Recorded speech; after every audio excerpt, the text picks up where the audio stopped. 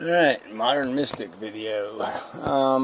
Yeah, it's early in the morning after I left the Tiny Chat early, actually. And I listened to your videos, and, I could wait until later to make the video, but I'm going to make it now because all this stuff's in my head, but I am tired. Yeah, we're not really agreeing on... I'm not going to accept your premises, okay? You can say this is what you say the system is, that... all these claims are the same. I reject that I reject that notion outright, that all digits are the same. There's good digits and there's bad digits. There's good claims on stuff and bad claims on stuff, okay?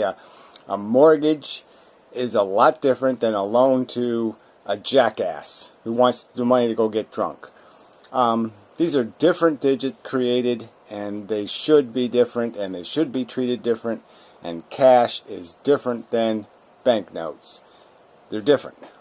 I won't accept that premise that they must be all considered as the same thing. Okay, bad investments are the same as good investments. Rational investments are the same as irrational investments. No, they're not, and they can't be treated the same. I think it's idiotic to treat them the same. So that's out. I'm not playing that. Your notion that the Federal Reserve isn't cash is, in my opinion, that's, again, you call it a useless delusion. Right, the money was put in there as cash. That's how the Federal Reserve made the reserve accounts. And now you're going to tell me it's not cash. It was made as cash. The reserve accounts were made by cash. All the cash that's gone into circulation in the last, 70 years has gone through the reserve accounts to become cash. And you're going to tell me it's not cash. I'm sorry. I don't understand. All it is not cash that is now free in the market. Okay? But essentially it's been liberated as digits that have a liability tied to them. Okay, so that's the only catch to it. The money has been liberated. See, unlike digits, cash doesn't change ownership. Cash doesn't change quality. Okay, cash is always cash. Cash isn't a investment in a, atomic toasters. Okay, 1 minute. And then a digit that is, cash is in the next minute some other silly thing. Cash is always cash. All right? And so it's idiotic to say this is the same as a digit that can be any kind of silly quality. But I mean, the fact is it was created in the Federal Reserve as cash. It is cash. It's the way cash is created. It's the way cash is released into the economy. It's just silly to say reserve digits are not cash. They are cash. And if it was normal reserves that were in there now, we wouldn't even be having this conversation because it's obviously cash. It was always obviously cash before they put $4 trillion of, let me borrow digits, money in there. Before they put footballs in the reserve account, treasuries in the reserve account. And that's what they've done. They've put commodities, they put things in the reserve account that are not cash. And it's always traditionally only had cash in it. And so it's a fundamental difference, and I just don't see anything useful. You want to call it a delusion? Well, I'm just going to back at you, buddy. I think you're deluded not to see the birth of the Federal Reserve, the birth of the reserve account, the function of the reserve account has always been about cash and how much cash is in the economy. It's always been serious. To tell me that Wall Street doesn't care how much cash the government prints, I think is, again, ludicrous, because they know the implications of that. They know it's going to devalue everything they own. So I think that's just more, I think that's a delusion. To say that in a crisis, if you allow the FDIC insurance, okay, so I'll go back to that argument.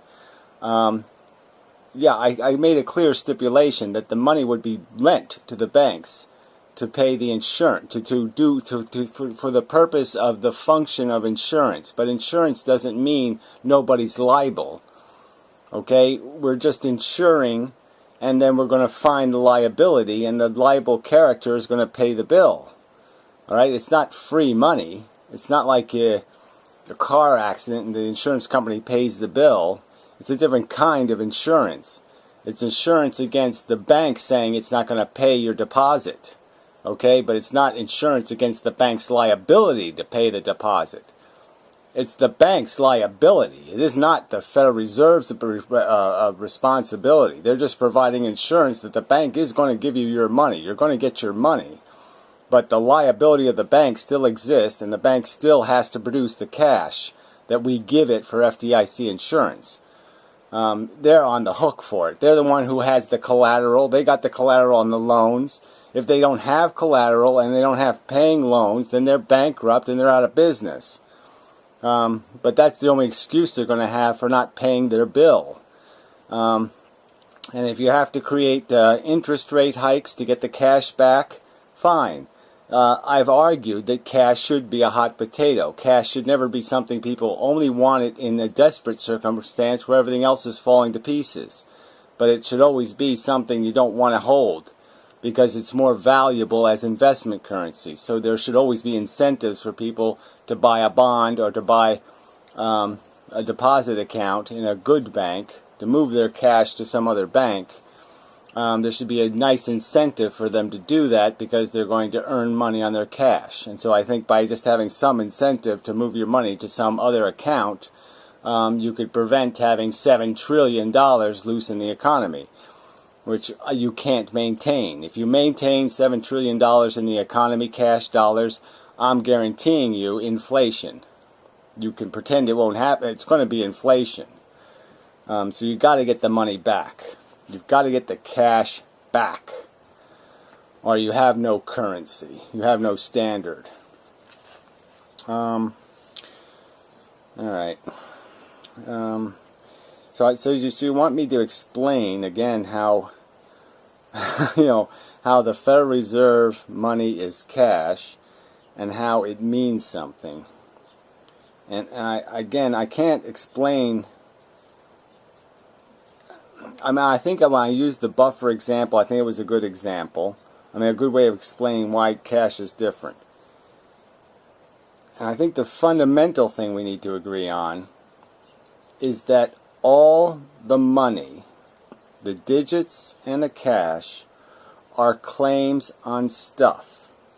Not just stuff in the future, but stuff in the past, stuff that does exist that's been mortgaged. So again, we're back to this argument about there's two kinds of loans: collateralized loans and uncollateralized loans. And these have to be put in different digit categories of quality. There's a quality to a loan that I can get because I put a piece of property on the line. I mean, it's fundamentally a different loan than when I'm just giving my word, or saying I promise not to have a heart attack and die before I pay the loan off. I mean, these are huge differences. Having collateral makes a huge difference in terms of the quality of this investment in the person's capacity to earn the fee for the borrowing of the money. And so these are not the same kind of digits. Again, I can't accept this idea that we must have a system that treats all investment the same. No. And treats all money the same. No. All right. But again, I'm just going to keep forcing this argument that the real claim is on stuff. Stuff that's been collateralized or monetized, stuff that you've basically mortgaged. Okay, you've sold the stuff in a sense. You've sold shares in the stuff, you could call it that. And digits are created when you sell shares in the stuff. And then there's digits that are created based on a reliable notion or idea that there's a real potential that in the future enough gain is going to be made, profit, stuff that's going to be of value to people who will purchase it, that you have commerce of some kind, or you have skill of some kind, that's going to be of in such demand that you will be able to pay back the money you borrow to actualize your skills. So it's a claim on future stuff, or it's a claim on already existing stuff, and there are different levels or character or quality of those claims. Alright. And the whole theme of cash is to be this device through which you can do the presumption of value, where you can say, look, you own a piece of this, but I can't give you a piece of Google. I can't extract it out of Google right now. Alright, so you have to accept some other thing if you want immediate value. If you want immediate value, I can give you cash, but I can't give you the piece of Google. That kind of thing, the actual piece. So this is the translating medium. You're using cash as a way to translate between these different things.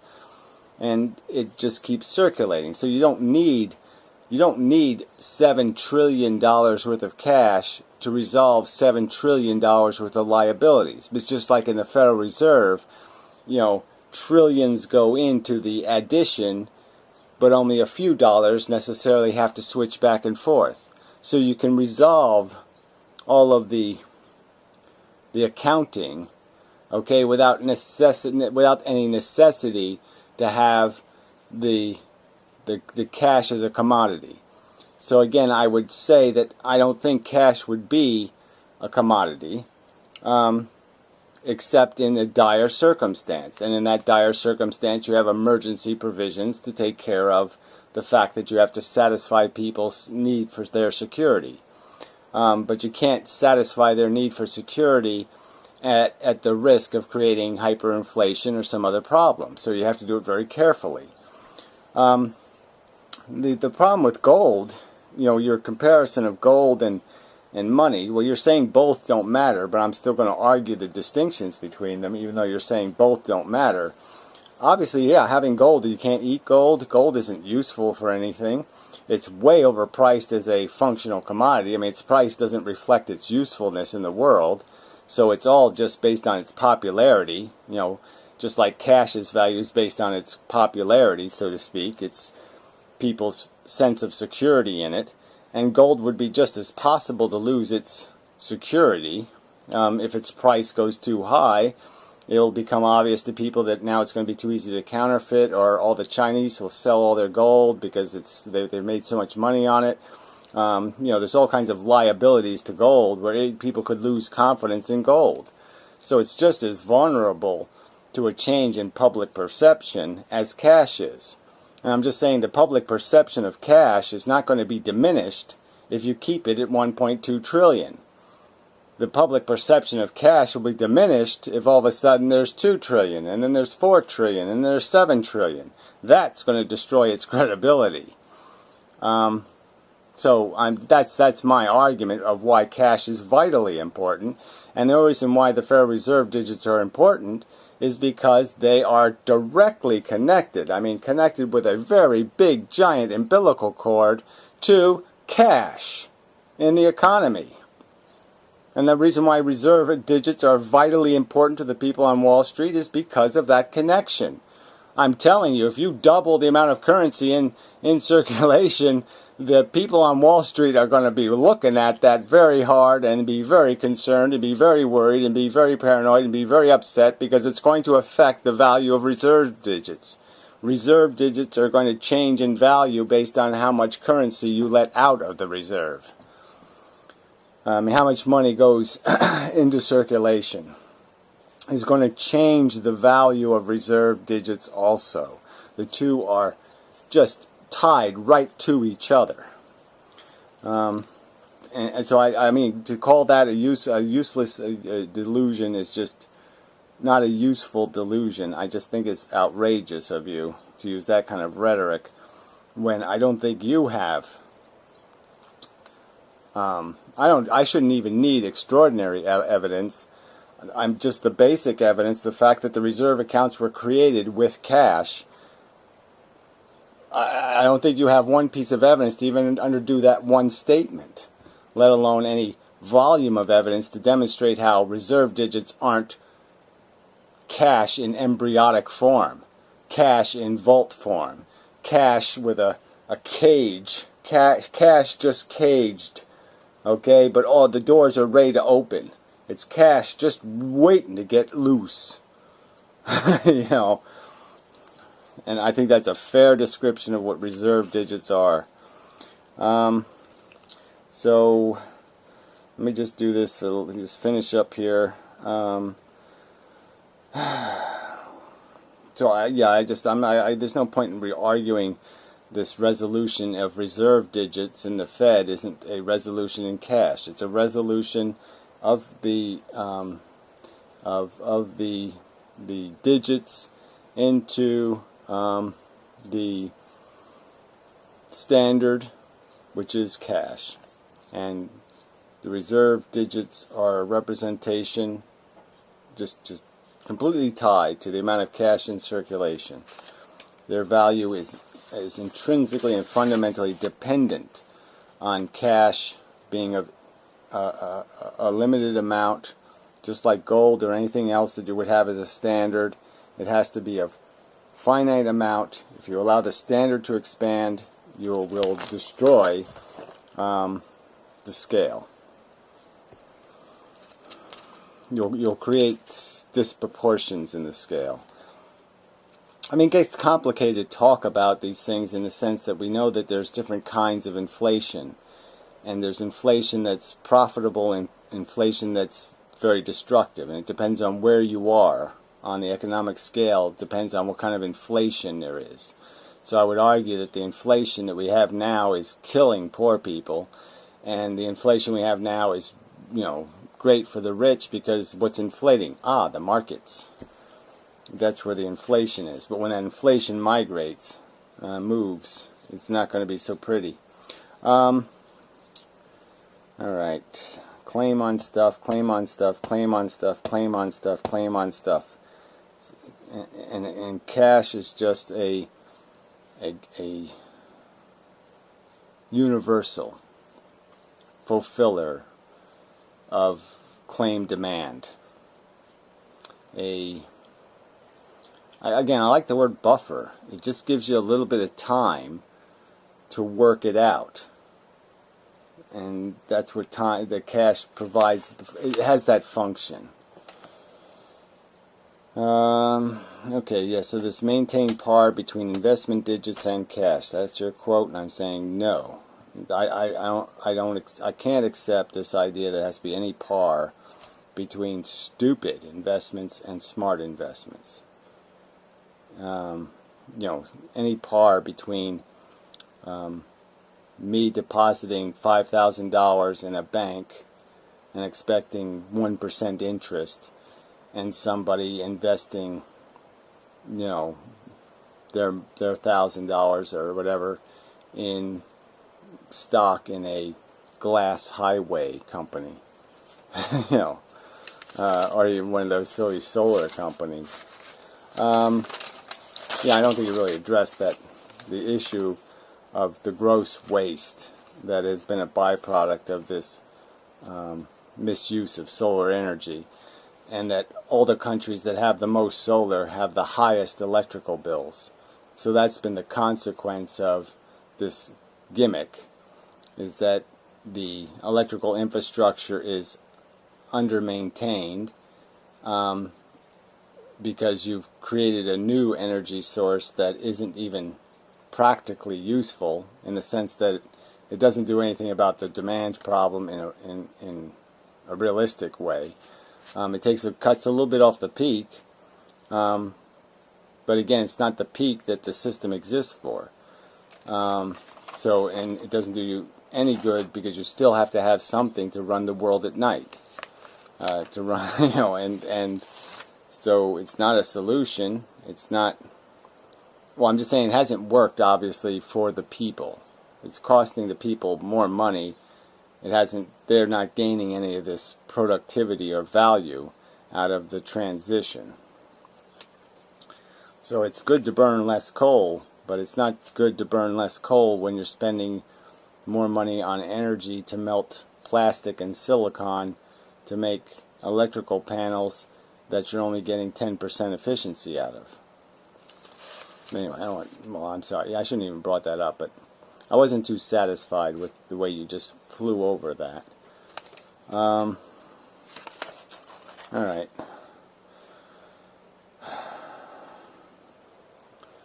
And yeah, and again, I don't from my understanding, I mean, you know, having multiple currencies, I didn't know was one of the subjects we were going to take realistically. But I think that's just idiotic. To pay taxes in Google bucks or something, I think would be nonsense.